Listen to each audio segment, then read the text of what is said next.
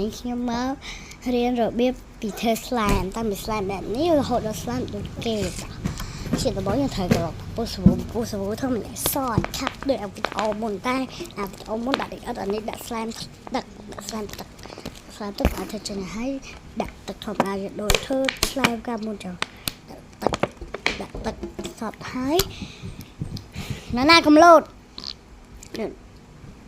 យើងដាក់ស្លាមទឹកហើយយើងដាក់ទឹកហើយយើងយករាប់ទឹកមកយើងដើម្បីចោះចន្លោះ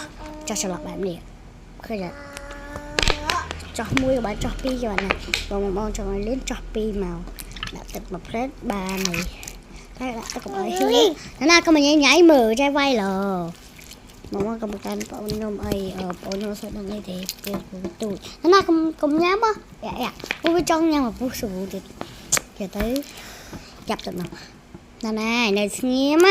នៅអត់ស្ងៀមទៅចាត់ឲ្យម៉ាក់យកទៅជីតូងណាតែហ្នឹងម៉ាក់ខ្ញុំ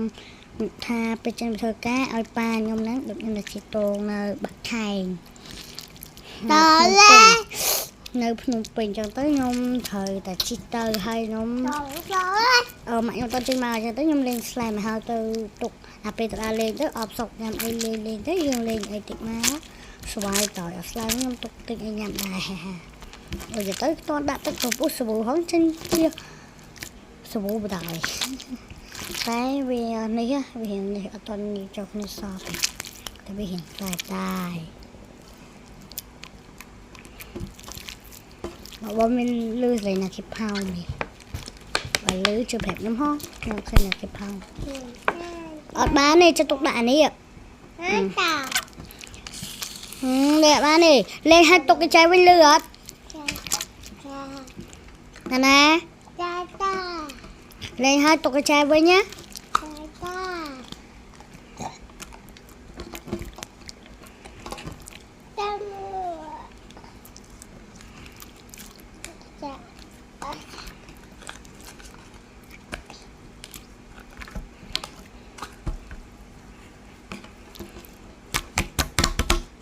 បាននេះ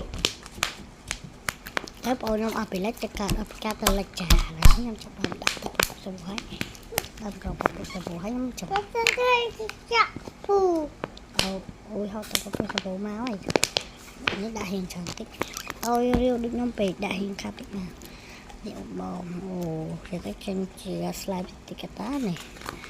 ចេញទៅគេតានេះចង់ចាក់លឺស្លាយទឹកដែរតែចង់ចាក់លឺធ្វើខ្ញុំបងចាច់លឿយ